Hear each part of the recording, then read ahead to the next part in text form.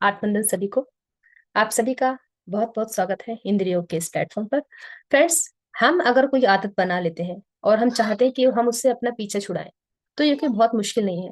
बस आपके एक बार डिटरमाइंड होने की जरूरत है। अगर आप दृढ़ निश्चय बना लेते हैं, अपने कर लेते हैं कि हाँ मुझे ये आदत छोड़नी ही छोड़नी है, तो कोई बहुत मुश्किल नहीं, आपने आराम से इस आदत को आप छोड़ सकते हैं। तो ये हमारा जो 18 चैप्टर है वो यही है कि हम मेंटल ब्लॉकेज जो हम अपने माइंड में बना लेते हैं उसको हम दूर कैसे कर सकते हैं, जो आदत हमने एक बार बना ली उसे हम कैसे हटा सकते हैं। राइट। तो अब आज मैं जो बताऊंगी आपको इस चैप्टर की थोड़ी समरी है, जो लास्ट में कुछ पॉइंट्स दिए होते हैं जिसमें पूरे चैप्टर का सार हम निकाल लेते हैं। तो इसमें जो आपके विचार हैं उनकी आपने क्या करनी है, समीक्षा करनी है, विचारों की शक्ति की समीक्षा करनी है कि आपके जो थॉट्स हैं, आपका वो जो थॉट है वो इतने ज्यादा पावरफुल है कि आप कुछ भी कर सकते हैं। समाधान जो होता है वो समस्या में निहित है। कोई भी प्रॉब्लम जो है सॉल्यूशन उसी से निकलता है, हर सवाल में इसका जवाब छिपा है। आपका ज्ञान आपकी पुकार पर प्रतिक्रिया करता है जब आप इसे आस्था और विश्वास से आवाज देते हैं। आदत आपके अवचेतन मन का कार्य है। जो आदत बन गई है वो क्या है, वो सबकॉन्शियसली आपने उसके अंदर बीज बोया हुआ है, इसलिए वो आपकी आदत बन गई है। आपके सबकॉन्शियस माइंड की अद्भुत शक्ति का इससे बड़ा प्रमाण नहीं है कि आपके जीवन पर आदत की कितनी शक्ति और नियंत्रण है। आप आदतों के गुलाम होते हैं। आप किसी विचार या काम को दोहरा कर अपने अवचेतन मन में आदतों के पैटर्न बनाते हैं, जब तक कि यह आपके अवचेतन मन में खांचे नहीं बना लेता और स्वचालित नहीं बन जाता।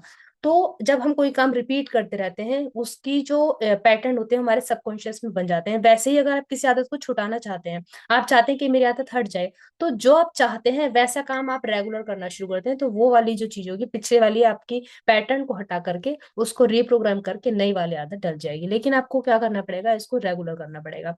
आपके पास चुनने की स्वतंत्रता है। ये अब आपके ऊपर डिपेंड करता है कि आप क्या चूज करते हैं। आप अच्छी या बुरी आदत को चुन सकते हैं। प्रार्थना एक अच्छी आदत है। जो भी मानसिक तस्वीर आप अपने अवचेतन मन में आस्था के साथ देखते हैं, यह उसे साकार कर देता है। जो भी आप विजुअलाइज करते हैं, जो भी इमेज बनाते हैं, सबकॉन्शियस माइंड क्या करता है, उसको साकार कर देता है। लेकिन आपके बिलीफ सिस्टम, आपकी आस्था के साथ होना चाहिए वो काम। आपकी सफलता और उपलब्धि में एकमात्र बाधा आपका अपना विचार या मानसिक छवि है।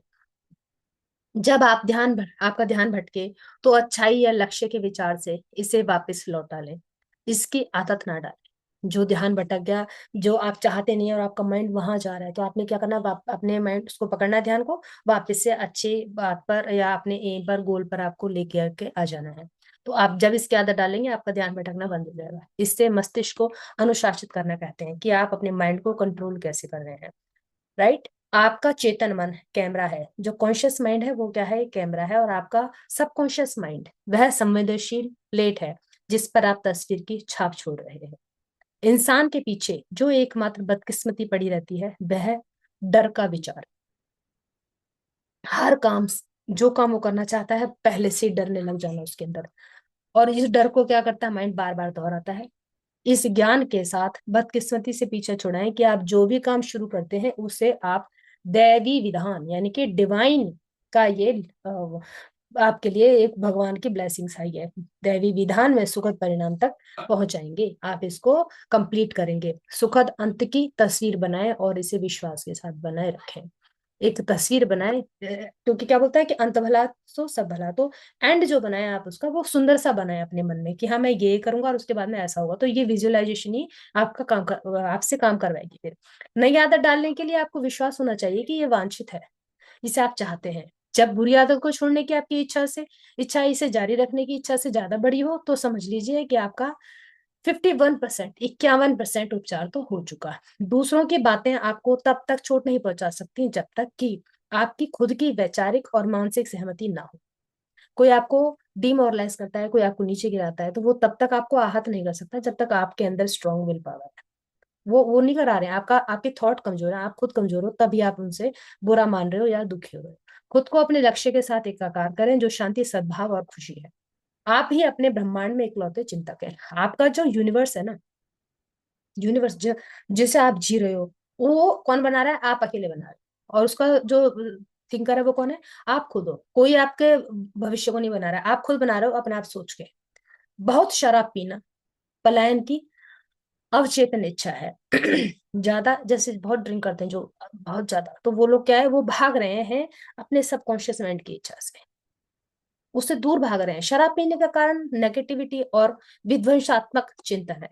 उपचार है स्वतंत्रता, संयम, पूर्णता के बारे में सोचना तथा उपलब्धि के रोमांच को महसूस करना। ये सोचना कि ये मैं इसके माया जाल में या इसके जाल में जकड़ गया हूँ, मुझे इससे दूर होना है। तो आप क्या, जब आपको लगेगा कि ये एडिक्शन मुझे नहीं चाहिए, तो आप किसके बारे में सोचेंगे? फ्रीडम के बारे में सोचेंगे, कंट्रोल के बारे में सोचेंगे, और पूर्णता की, इसके बिना भी मैं पूर्ण हूँ।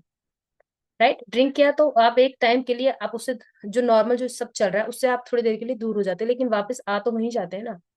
तो आप फिर पूर्ण कहाँ होगे? तो किसी चीज का सहारा लेकर के थोड़ी देर के लिए भूल जाना हर चीज, तो ये तो सॉल्यूशन नहीं हुआ ना। सॉल्यूशन क्या है? कि हमेशा सब चीज आपको अच्छी रहे, सब कुछ में आप खुश रहे, सुखी रहे। कई लोग शराबी इसलिए बने रहते हैं क्योंकि वे अपनी समस्या को स्वीकार करने से इनकार कर देते हैं। प्रॉब्लम देख रहे हैं पर वो मानते ही नहीं इस चीज को, प्रॉब्लम में डूबे रहेंगे वो दूर भाग रहे हैं उन चीजों से। आपके अवचेतन मन का नियम जिसने आपको बंधन में रखा है और आपके कार्य की स्वतंत्रता को सीमित किया है, आपको स्वतंत्रता और खुशी देगा। यह इस बात पर निर्भर करता है कि आप इसका कैसे प्रयोग करते हैं। आपकी कल्पना आपको शराब की बोतल तक ले गई थी, अब स्वतंत्र होने की कल्पना करके इसे स्वतंत्रता की ओर ले जाने। अल्कोहलिज्म का असली कारण नेगेटिव और विनाशक सोच है। जैसा व्यक्ति अपने दिल में, यानी कि अपने सबकॉन्शियस माइंड में सोचता है, वैसा ही वह होता है।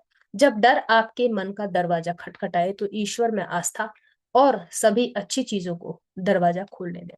जब भी आपको ऐसा लगे कि मैं किसी बात से आपको डर लग रहा है, तो वहां पूर्ण विश्वास करके ईश्वर को सब चीजें छोड़ दें, पूरे विश्वास के साथ, आस्था के साथ। तो और जो अच्छी चीजें हैं उनके लिए आप दरवाजा, फिर देखिए आपका जो ये विल पावर है, आपके अंदर का वो डर, विल पावर आपके अंदर आ जाएगी और डर क्या होगा, वो भाग जाएगा। राइट? तो ये था इस चैप्टर, हमारे चैप्टर 18 के कुछ बहुत ज्यादा इंपॉर्टेंट पॉइंट्स थे, ये समरी थी। आज के लिए इतना ही, धन्यवाद।